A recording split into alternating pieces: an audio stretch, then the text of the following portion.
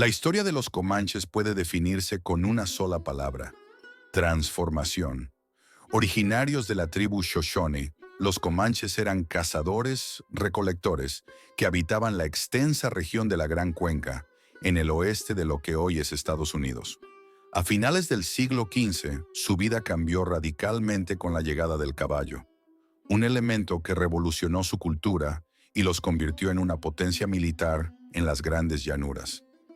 Este dominio ecuestre les permitió convertirse en una de las fuerzas más formidables de América del Norte, resistiendo durante casi 4 décadas la expansión de los colonizadores europeos y del joven gobierno estadounidense.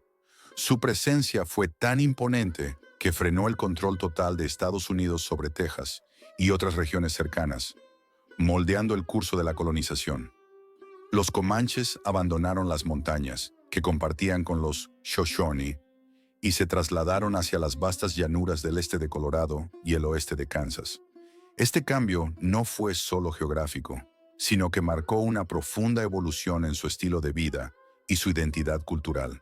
Al llegar a las grandes llanuras y avanzar hacia el sur, encontraron un entorno ideal, un clima propicio, abundantes manadas de búfalos y la presencia de caballos Mustang.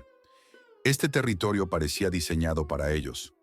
Rápidamente los comanches se adaptaron, prosperaron y adquirieron armas y municiones mediante el comercio con los franceses, además de establecer lazos comerciales con los Wichita a lo largo del Río Rojo. Sin embargo, la paz no era constante. Tribus del norte y del este, como los Blackfoot y los Crow, representaban amenazas continuas.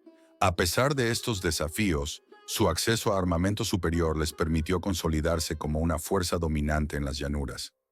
Reconocidos por su destreza ecuestre y su profundo conocimiento del terreno, los comanches conquistaron un vasto territorio en las llanuras del sur de Estados Unidos, abarcando gran parte de lo que hoy es Texas. Este dominio se conoció como la Comanchería, un símbolo de su poder y soberanía. Curiosamente, el nombre Comanche proviene del idioma Ute y significa algo cercano a enemigo, o más específicamente, el que siempre quiere luchar conmigo. Sin embargo, ellos se referían a sí mismos como Numunu, que significa el pueblo. Su sociedad era única, organizada en pequeños grupos independientes basados en familias. Una práctica cultural destacada era que, al casarse, el hombre se integraba a la familia de su esposa, lo que fortalecía las alianzas entre los grupos y creaba una red cohesionada dentro de la comunidad. Para los comanches, los búfalos eran la piedra angular de su existencia. Más allá de ser una fuente de alimento, proporcionaban cuero para ropa, materiales para refugios y otros elementos esenciales. Sin embargo, fue el caballo el que transformó su forma de vida. Con él lograron una movilidad excepcional, siguiendo las migraciones de los búfalos con gran eficiencia y destacándose en la caza y la guerra. Los caballos también simbolizaban estatus y riqueza, siendo fundamentales en el comercio. Desde pequeños, los comanches aprendían a montar, desarrollando técnicas tan avanzadas que eran admiradas incluso por otras tribus. Políticamente, su estructura era igualitaria, con líderes específicos para tiempos de paz y guerra. El jefe civil, elegido por consenso, tenía un rol central en la comunidad. A principios del siglo XVI, los comanches se establecieron en lo que hoy es Texas, generando tensiones con las tribus locales, especialmente los apaches. Tras años de conflictos, los comanches prevalecieron, desplazando a los apaches hacia el sur.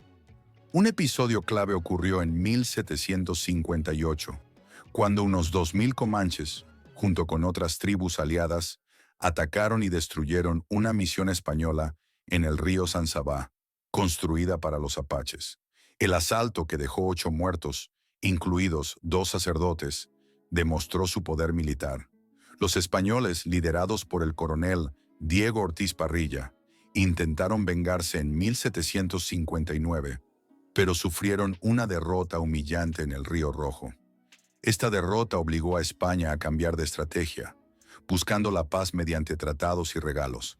Sin embargo, las tensiones con los apaches complicaban estos esfuerzos diplomáticos. No fue hasta 1785 que los españoles negociaron directamente en la Comanchería, ofreciendo promesas de paz y regalos generosos, aunque los resultados fueron mixtos. En esa época, se estimaba que la población comanche oscilaba entre 20,000 y 40,000 personas. Cuando los españoles no cumplieron con las promesas de suministros, los conflictos resurgieron. Los comanches retomaron los ataques, saqueando territorios españoles en busca de caballos y recursos, que luego intercambiaban con comerciantes estadounidenses por armas, municiones y otros bienes. El comercio de caballos robados se volvió especialmente lucrativo, con gran demanda en Estados Unidos. La independencia de México en 1821 tuvo un impacto limitado en la comanchería, pero el gobierno mexicano comenzó a debilitar a los comanches, incentivando a otras tribus, como los Shawnee y Cherokees, a enfrentarlos. La ley de colonización de 1824 abrió Texas a inmigrantes, principalmente estadounidenses, lo que inicialmente generó relaciones comerciales beneficiosas con los comanches. Sin embargo, a medida que los colonos invadían sus tierras, estas relaciones se convirtieron en una feroz rivalidad. En el siglo XIX, la independencia de Texas en 1836 trajo nuevos desafíos. Los comanches controlaban gran parte del territorio, y sus ataques a asentamientos reflejaban su resistencia a la invasión. En este contexto, una niña de 9 años fue capturada durante un ataque. Años después, se convertiría en la madre de Quanah Parker, uno de los líderes comanches más icónicos. Sam Houston, primer presidente de la República de Texas, buscaba una solución pacífica, proponiendo una frontera clara entre Texas y la comanchería. Sin embargo, el Congreso texano rechazó sus propuestas, desencadenando décadas de conflictos. Bajo la presidencia de Mirabeau Lamar, Texas adoptó una postura agresiva que culminó en el trágico conflicto de la Casa del Consejo en 1840 en San Antonio. Lo que comenzó como una reunión pacífica terminó en violencia, con 35 comanches muertos, incluidos 12 jefes y 30 capturados, en su mayoría mujeres y niños. 7 tejanos murieron y 8 resultaron heridos. La respuesta comanche fue devastadora. Liderados por Buffalo Hump, unos 500 guerreros atacaron las ciudades de Victoria y Linville, dejando 25 muertos, edificios incendiados y asentamientos saqueados. En su retirada, fueron emboscados en Plum Creek por los Texas Rangers, quienes reclamaron una victoria, aunque las bajas comanches son inciertas.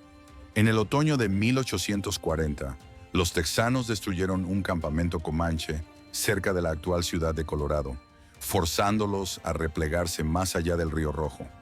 Aunque Houston retomó la presidencia y buscó la paz, sus esfuerzos no lograron una solución duradera.